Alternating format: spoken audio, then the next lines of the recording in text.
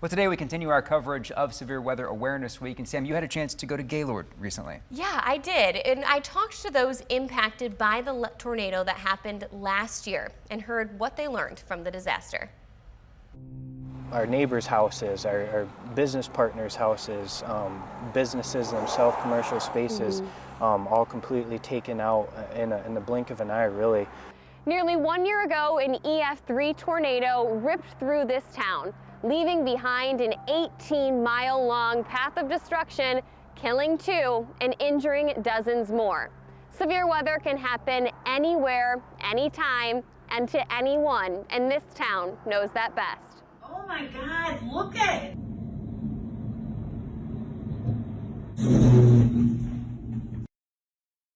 The radar imagery was very textbook, very much a supercell that was producing a pretty strong tornado. The top priority is to get the warning out. The warning was issued, but response time was limited. Received a text at 3:22 p.m., kind of finishing up the day at the office on a Friday afternoon, and at 3:47 the tornado begins rolling by us at work.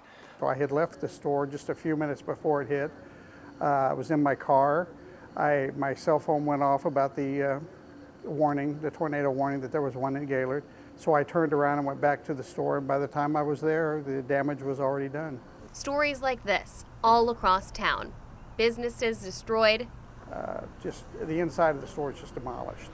Cars tossed. And that right there, that car, that was one that you had pointed out to me just a second ago. Yes, that car in particular speaks out to me as we, again, we're doing work in this area, saw many cars flipped over, including that one. Many have spent the last 11 months rebuilding. You know, I do truly believe that the worst of times bring out the best of times in people, and you certainly saw that on display in the Gaylord community following the May 20th tornado. But the memories continue. Again, for 15 minutes to take so much from so many is, you know, truly a humbling and heartbreaking experience. You know, it instilled some fear in people that before probably didn't take it as seriously as they should have. Again, I mean, I spent most of my life in Tornado Alley, and they're quite frequent, almost every summer.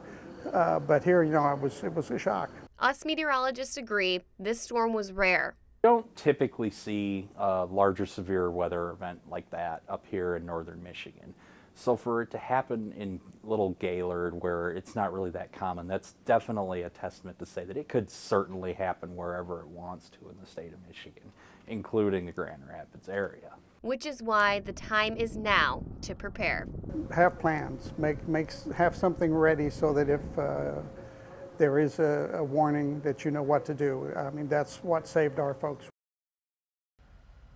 Yeah, making sure you have that plan means to receive those critical weather alerts. Now, tomorrow, meteorologist Blake Hansen speaks to local officials on how we as a community are preparing in case an event like this does occur.